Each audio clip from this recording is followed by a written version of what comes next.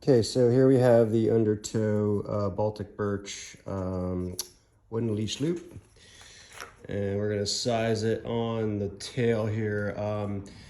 You know, if you go with a flat section, the bottom can just be sanded flat.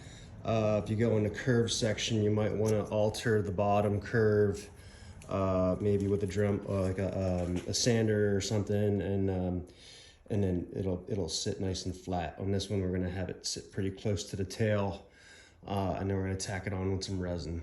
Okay, so I sanded the bottom to match the curvature of the top of the tail here. Now I'm gonna tack it on with resin. So here I'm using a little slightly catalyzed Sun-Cure laminating resin. I brush on in the vicinity of where the patch is going to go.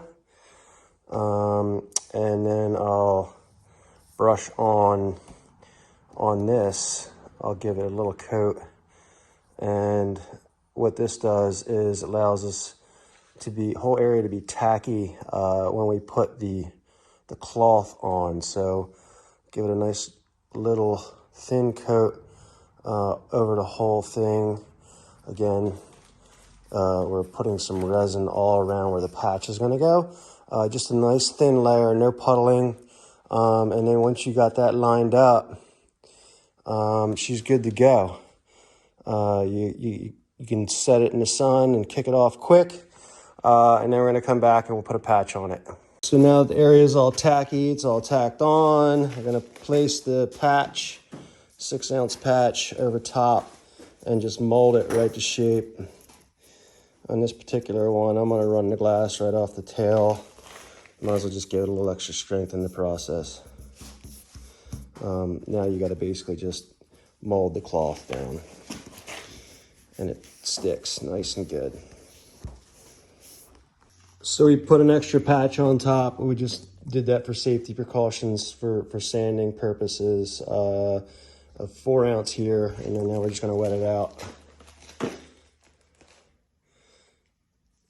And basically just brush it on, and just keep brushing it on until everything's all wet. And then you have to play with flooding out the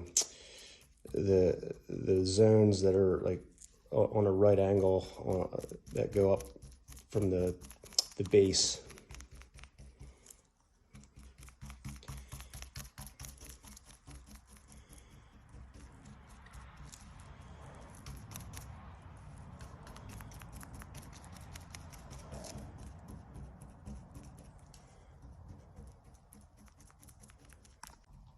Now it's just a matter of kind of flooding it out and molding it with your fingers. You kind of treat it like a channel, basically. When you do channels on the bottom of a board, you kind of keep working with it, and you do have to flood out the zones that have the right angle to them a little bit, just to kind of allow for some curvature on the glass.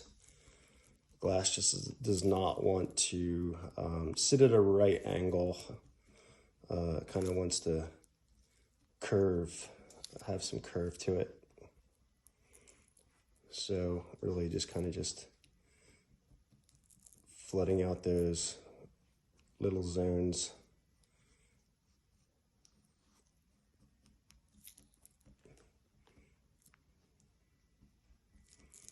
Front, back, and sides, basically, or where the bubbles happen, and you basically just need to keep adding resin until they kind of go away. And as the resin does kick, it does kind of basically help along the way. So keep adding resin little by little, and the bubbles just eventually will go away.